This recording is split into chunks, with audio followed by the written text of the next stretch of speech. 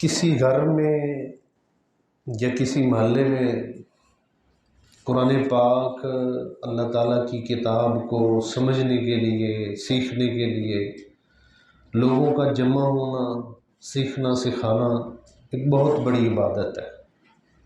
میری دعا ہے اللہ ہم سب دوستوں کو اس پر استقامت عطا فرمائے۔ کسی کو نیکی کی دعوت دینا یہ نیکی کرنے کے مترادف ہے، اور جب تک آپ کی دعوت پر وہ شخص نیک عمل کرتا رہے گا آپ کو اس کا ثواب ملتا رہے گا۔ امام شافعی رحمۃ اللہ تعالیٰ علیہ فرمایا کرتے تھے کہ میں نے آدھا علم کتابوں سے سیکھا ہے اور آدھا علم میں نے سوال کے ذریعے سیکھا ہے، اور حضور صلی اللہ علیہ وسلم کا فرمان ہے السوال نصف العلم، کہ سوال آدھا علم ہے۔ آپ پوچھیں گے تو اس سے آپ کو بہت کچھ جو ہے وہ معلومات ملیں گی اور کلیئر ہوگا۔ سب سے پہلے تو میں تھوڑی سی اس حوالے سے عرض کرنا چاہتا ہوں کہ یہ جو ہمارا ایک سیشن شروع ہوا ہے فہم قرآن کلاس کے حوالے سے، یہ جو ہم سیکھنے سکھانے کے لیے یہاں جمع ہوتے ہیں، یہ آپ ذہن میں رکھیں کہ یہ صرف ایک روایتی طریقہ کار نہیں ہے، یہ ایک بہت بڑی عبادت ہے۔ نفلی عبادات جتنی بھی ہیں ان میں سب سے بڑی عبادت قرآن پاک کی تلاوت ہے، قرآن پاک کو سمجھنا ہے، قرآن پاک کو سمجھ کے پڑھنا ہے، یہ سب سے بڑی عبادت ہے۔ نفلی عبادات جتنی بھی ہیں، سب سے بڑا ذکر اللہ تعالیٰ کا قرآن پاک ہے۔ اللہ تعالیٰ نے قرآن کو الذکر کہا ہے، انا نحن نزلنا الذکر، قرآن پاک کو الذکر فرمایا ہے۔ باقی سارے اللہ کے ذکر، سبحان اللہ، الحمدللہ، اللہ اکبر، جتنی بھی تسبیحات ہیں، تحمیدات ہیں، حمد ہے، ان ساروں کو اللہ نے فرمایا ذکر، اور قرآن کو فرمایا الذکر۔ اور آپ کو معلوم ہے کہ جب عربی کے اندر کسی بھی ورڈ کے اوپر الف لام آ جاتا ہے تو وہ کامن سے نکل کر پراپر بن جاتا ہے، تو اللہ تعالیٰ نے قرآن پاک کو فرمایا الذکر۔ اللہ کے ذکر اور بھی ہیں لیکن قرآن ایسا ذکر ہے جو اللہ کا خاص ذکر ہے۔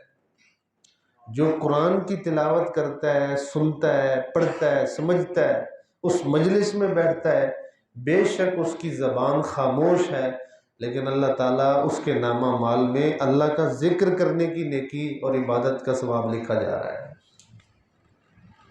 اس لیے یہ نشست اللہ کے ذکر کی نشست ہے، اللہ کی یاد کی نشست ہے، اور آپ جتنے شریک ہوئے اللہ کے ذاکرین اور ذاکرات میں آپ کا نام جو ہے وہ لکھا جاتا ہے اور لکھا جا رہا ہے۔ دوسری بات کہ جیسے میں نے عرض کیا کہ قرآن پاک کو سمجھنا یا سمجھ کے پڑھنا سننا نفلی عبادات میں سے افضل ترین عبادت ہے۔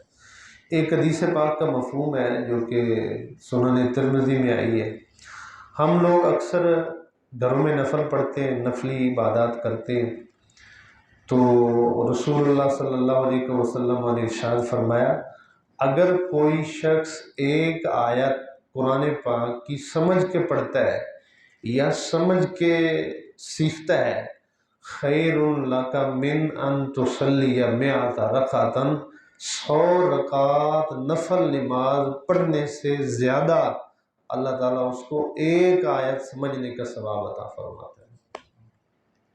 اب یہ صحیح حدیث ہے۔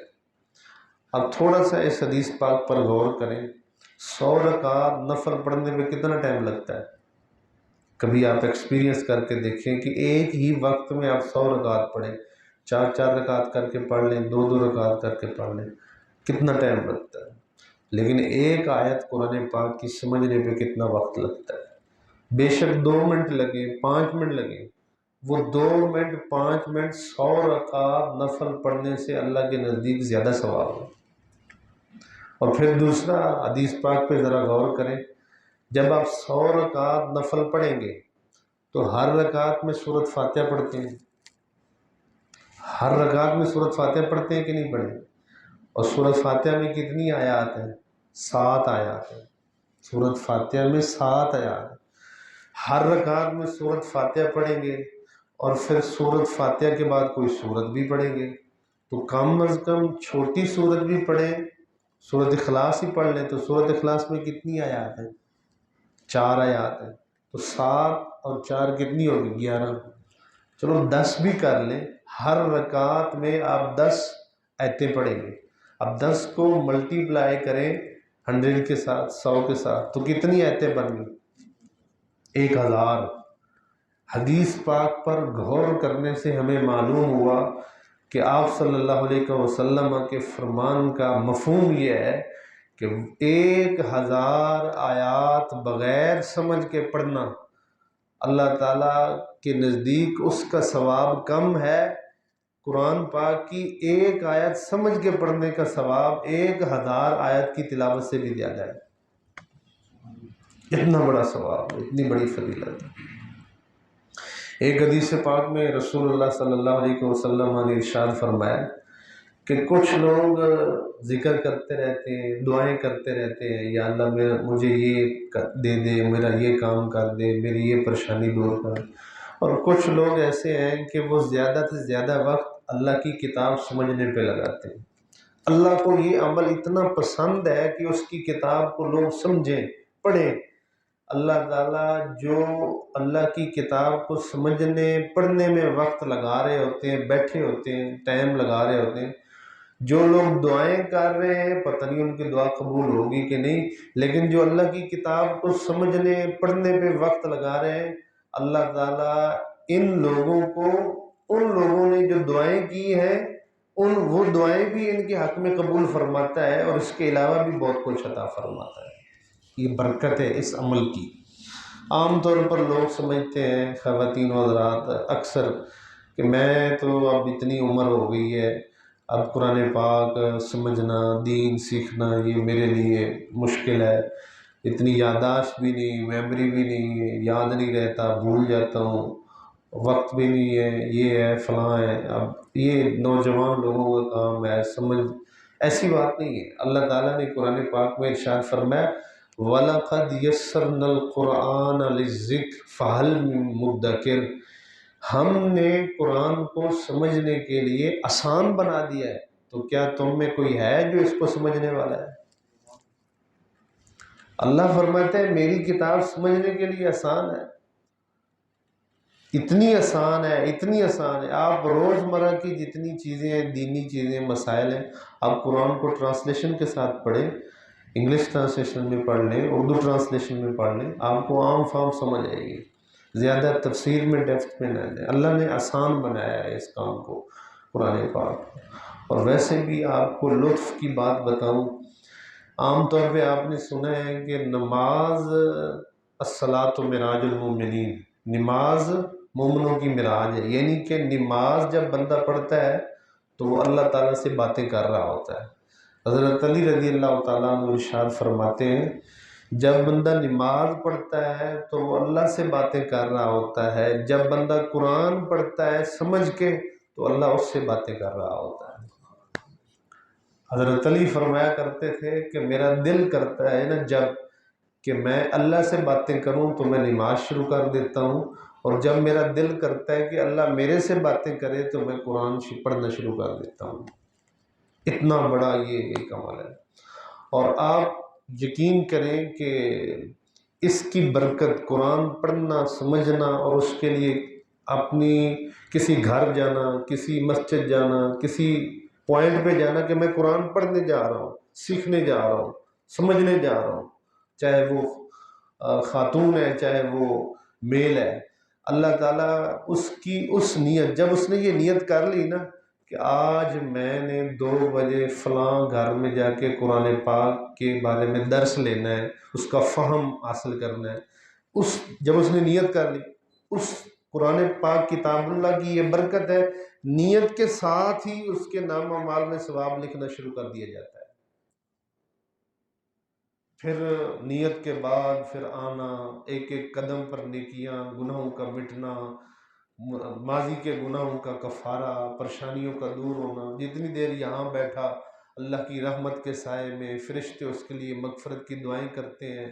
یہ بہت سارا پروٹوکول ہے، اللہ کی طرف سے پروٹوکول ہے کہ یہ میری کتاب کو سمجھنے کے لیے، میری کلام کا فہم حاصل کرنے کے لیے گھر سے آئے، یہاں بیٹھے، اس اجتماع میں شریک ہوئے۔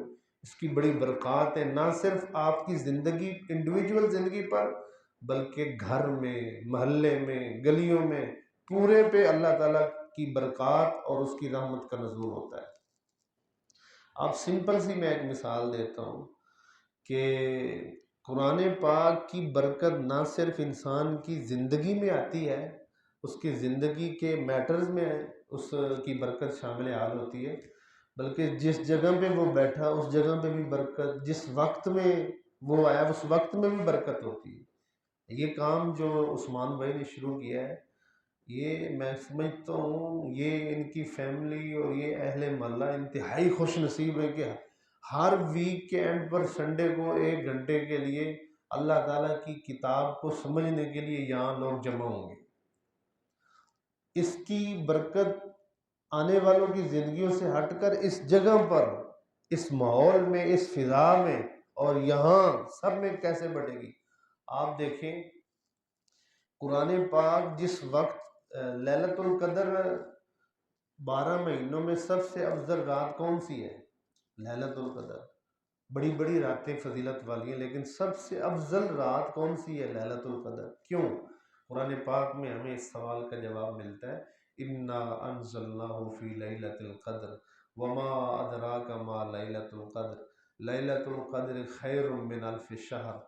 یہ لیلۃ القدر کی رات 1000 مہینوں سے افضل اس لیے ہے کہ اس میں قرآن نازل ہوا ہے۔ جس وقت میں قرآن کا نزول ہوا ہے اس وقت کو اتنی برکت مل گئی کہ وہ 1000 مہینوں سے افضل ہوگی۔ وقت میں اتنی برکت قرآن کی نسبت سے۔ اور ذرا اس سے آپ ایک سٹیپ آگے بڑھیں، یہ قرآن جس جگہ پہ نازل ہوا، مکہ شہر، مدینہ شہر، 2 شہروں میں قرآن نازل ہوا، یا مکہ میں یا مدینہ میں۔ اس لیے قرآن پاک کی جتنی بھی آیات ہیں وہ 2 ہیں، یا مکی ہیں یا مدنی ہیں۔ جتنا قرآن مکہ میں نازل ہوا وہ آیات مکی بن گئی، جتنا قرآن مدینہ میں نازل ہوا وہ آیات مدنی بن گئی۔ 2 شہر ساری کائنات کے شہروں سے افضل ہیں، بابرکت ہیں، عظیم ہیں۔ کون سے؟ وہاں کیا چیز ہے جس کی وجہ سے وہ افضل ہے؟ قرآن پاک کا نزول ہوا، مکہ شہر افضل ہو گیا، وہاں ایک نماز لاکھوں نمازوں کے برابر ہے، مدینے میں ایک نماز ہزاروں نمازوں کے برابر اس کا ثواب ہے۔ قرآن کے نزول کی برکت سے قرآن جس وقت میں آیا وہ وقت اور رات لیلۃ القدر بن گئی۔ جس شہر میں آیا وہ شہر مکہ اور مدینہ منورہ جو ہے وہ سارے شہروں سے افضل ہو گیا۔ آپ مجھے یہ بتائیں، یہ اللہ نے اشارہ دیا ہے اپنی اس ہسٹری اور تاریخ میں، اشارہ ہے جس جگہ پر، جس گھر میں، جس محلے میں، جس علاقے میں قرآن پاک پڑھا جائے، سیکھا جائے، سمجھا جائے، اس کی آواز جائے، اس گھر میں، ماحول میں، جگہ میں ساری برکتیں پھیل جاتی ہیں۔ عام طور پر لوگ کہتے ہیں ہمارے گھر میں سایہ ہے، جادو ہے، پریشانیاں ختم نہیں ہوتی، کسی نے کچھ کیا ہوا ہے، کاروبار بند کیا ہوا ہے، کچھ جادو کیا ہے، تویز ڈالے ہیں۔ اکثر لوگوں کو یہ کمپلین ہوتی ہے، اکثر لوگ ان چیزوں کو اپنی زبان سے بتا رہے ہوتے ہیں۔ آپ یقین کریں سب سے بہترین حل ان ساری چیزوں کے خاتمے کا اللہ تعالیٰ کی قرآن پاک کی تلاوت ہے۔ ایک حدیث پاک میں آتا ہے کسی نے کچھ نہیں کیا ہے، یاد رکھیں کسی نے کچھ نہیں کیا ہے، جو بھی کچھ کرتا ہے اللہ تعالیٰ کے حکم سے کرتا ہے۔ اگر اس کی اجازت نہ ہو کوئی جادو نہیں کر سکتا، کوئی تویز نہیں ڈال سکتا، کوئی کاروبار بند نہیں کر سکتا۔ اگر کوئی کاروبار بند کرتا ہے، تویز ڈالتا ہے، جادو کرتا ہے تو وہ اللہ کی اجازت سے ہوتا ہے۔ اللہ چاہتا ہے کہ اس بندوں کے ہاتھوں سے اس کا نقصان ہو، اصل کرواتا اللہ ہے۔ وما هم بدارین به من احد الا باذن اللہ۔ اللہ فرماتا ہے جتنے بھی دنیا میں نقصان پہنچانے والے ہیں ان میں سے کوئی بھی آپ کو نقصان نہیں پہنچا سکتا جب تک اللہ نہ چاہے۔ یہ جادو کے ذریعے، تویز کے ذریعے، سحر کے ذریعے، ان کے ذریعے جو بھی آپ کو نقصان پہنچاتا ہے اصل نقصان آپ کو اللہ دینا چاہتا ہے۔ اگر اللہ نہ چاہے تو یہ بندے آپ کو نقصان نہیں پہنچا سکتے، کچھ بھی نہیں کر سکتے۔ تو پھر ہمیں بندوں کی طرف رجوع کرنے کی بجائے جو اصل نقصان دینے والا ہے، جو اصل نقصان کو ختم کرنے والا ہے، تکلیفیں دینے والا اور تکلیفوں کو دور کرنے والا، پریشانیاں دینے والا اور پریشانیوں کو ختم کرنے والا، ہمیں اس کی طرف رجوع کرنا چاہیے۔ اور اس کی طرف رجوع کرنے کا صرف ایک ذریعہ ہے، میرے حضور صلی اللہ علیہ وسلم نے ارشاد فرمایا، قرآن پاک اللہ کی ایسی رسی ہے جس کا ایک سرا اللہ کے ہاتھ میں ہے اور دوسرا سرا بندے کے ہاتھ میں ہے، تم اس کو مضبوطی سے تھامو، سمجھ لو تم اللہ سے جڑے ہوئے ہو۔ جب ہم اس رسی کو چھوڑتے ہیں، ایک سرا اللہ کے پاس ہے، اللہ کے ہاتھ میں، دوسرا سرا ہمارے ہاتھ، جب ہم اس رسی کو چھوڑتے ہیں تو پھر پریشانیاں، پھر یہ چیزیں، پھر لوگ بھی ہمیں نقصان پہنچاتے ہیں، ہر ایک ہمارے اوپر قادر۔ ایک حدیث پاک میں آتا ہے، حضور صلی اللہ علیہ وسلم نے ارشاد فرمایا، ان اسفر البیوت بیت فیہ لا یقرأ القرآن، فرمایا جتنے بھی گھر ہیں ان گھروں میں سے ویران گھر، بے آباد گھر، بنجر گھر، سب سے بڑا ویران گھر وہ ہے جس میں قرآن کو ماننے والے تو ہوں لیکن قرآن پڑھنے والے نہ ہوں۔ حضور صلی اللہ علیہ وسلم نے فرمایا وہ گھر سب سے بڑا ویران گھر ہے جس میں قرآن نہ پڑھا جائے، حالانکہ قرآن کو ماننے والے ہیں۔ آپ لوگ ماشاءاللہ سب سمجھدار ہیں کہ جادو ٹونا تویز جنات اور اس طرح کا آسیب اور سحر ہمیشہ ان جگہوں پر ہوتا ہے جو ویران ہوتی ہیں، بے آباد ہوتی ہیں۔ تو یہ گھر جہاں لوگ تو رہتے ہیں لیکن حضور فرمایا یہ پھر بھی ویران ہے، تو پھر یہاں ان چیزوں نے ہی ڈیرے ڈالنے۔ آپ اٹھ کے تلاوت کریں، دن کا آغاز قرآن پاک کی تلاوت سے کریں، اس کو سمجھ کے پڑھیں، سیکھیں، دیکھیں یہاں ان چیزوں کے کیسے ڈیرے پڑتے ہیں، ختم ہو جائے گی ساری چیزیں۔ ہم لوگ قرآن سے دور ہوئے تو پھر ان چیزوں نے ہمیں گھیر لیا ہے۔ ایک تابعی فرماتے ہیں کہ میں اپنی زندگی میں اکثر دیکھتا تھا صبح فجر کے وقت، تہجد کے وقت اٹھ کر میں مسجد نبوی میں جا کے نماز پڑھنے کے لیے جاتا تھا۔ میرا گھر مسجد نبوی سے کافی فاصلے پر تھا، میرے گھر سے لے کر مسجد نبوی تک جب میں صبح اٹھ کے جا رہا ہوتا، میرے گھر سے مسجد نبوی کر جتنے بھی رستے میں گھر ہوتے تھے، ہر گھر سے مجھے قرآن پاک کی تلاوت کی آواز آ رہی ہوتی۔ ہمارے گھروں میں قرآن پاک کی تلاوت سے خالی ہو گئے، بس الماریوں میں پڑے ہوئے ہیں، تلاوت کوئی نہیں، ان کا فہم کوئی نہیں، سمجھ کوئی نہیں۔ سب سے پہلے ہمیں پتہ ہونا چاہیے کہ قرآن پاک پڑھنے، سیکھنے اور اس کی تلاوت کرنے کے آداب کیا ہیں۔ آداب سے ہمیں آگاہ ہونا ضروری ہوتا ہے۔ یہ بات مشاہدے میں آئی ہے، اکثر لوگ قرآن پاک کی تلاوت یا اس کو پڑھنے کے آداب سے مکمل آگاہ نہیں ہوتے، حالانکہ وہ کوئی جان بوجھ کے کوئی ایسا بے ادبی والا کام نہیں کر رہے ہوتے، لیکن ان کو نالج نہیں ہوتا ہے، ان کو اویئرنیس نہیں ہوتی، آگاہی نہیں ہوتی۔ تو میں چند آداب آپ کے سامنے عرض کرتا ہوں کہ قرآن پاک پڑھنے کے اور اس کو سننے کے یا سیکھنے کے آداب کیا ہیں۔ سب سے پہلا ادب قرآن پاک کی تلاوت کا یا قرآن پاک کی تلاوت اور اس کو سمجھنے کا، پڑھنے کا سب سے پہلا ادب یہ ہے کہ باوضو ہو کر قرآن پاک کی تلاوت کی جائے، باوضو ہو کر۔ اللہ تعالیٰ قرآن پاک میں ارشاد فرماتا ہے سورۃ واقعہ کے رکوع نمبر 3 میں، لا یمسہ الا المطہرون، قرآن پاک کو مومن لوگ ہمیشہ پاک حالت میں چھوتے ہیں، پاک حالت میں ٹچ کرتے ہیں، ہمیشہ باوضو ہو کر مومن قرآن پاک کو ہاتھ لگاتے ہیں۔ تو یہ پہلا ادب ہے کہ قرآن پاک کو باوضو ہاتھ لگایا ہے۔ تھوڑی سی ایکسپلینیشن ہے، وہ آپ سماعت فرمائیں۔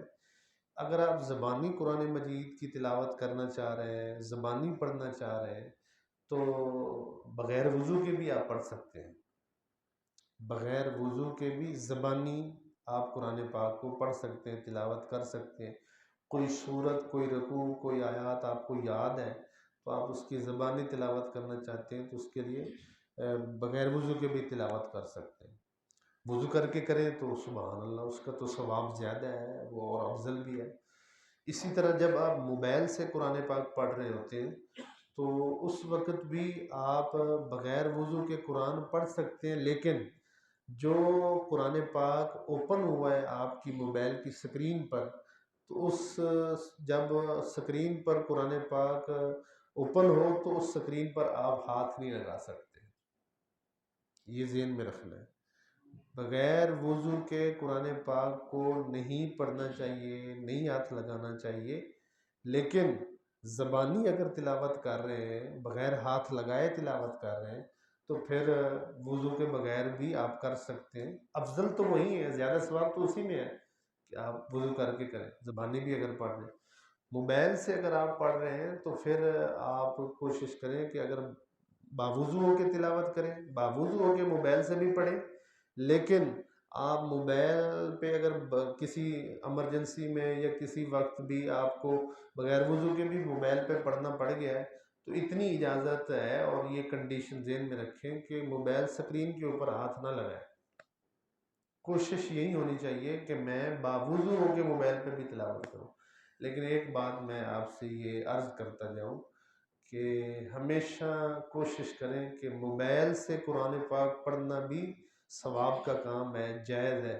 لیکن موبائل سے قرآن پڑھنے کی بجائے قرآن پاک جو ہارڈ کاپی میں ہمارے گھر میں ہے یا مسجد میں، اس کو کھول کے قرآن پاک وہاں سے تلاوت کرنا، اس کا زیادہ ثواب ہے، وہ زیادہ افضل ہے.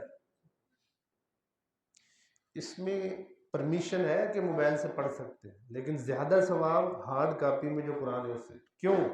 اس لیے کہ جب ہارڈ کاپی میں قرآن پاک کو آپ کھول لیں گے اس کا اپنا ثواب، زیارت کریں گے اس کا اپنا ثواب ہے، قرآن کی زیارت کا اپنا ثواب ہے.